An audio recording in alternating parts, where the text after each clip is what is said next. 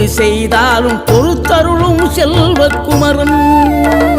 பொய்யான மயிலேறவும் காட்சி எழியாவும் ஒளி வீசும் தெய்வாம்சமே பொய்யான என் வாழ்க்கை புவி மீது நிலையாக அருள் செய்ய வர வேணுமே நீ அருள் செய்ய வர வேணுமே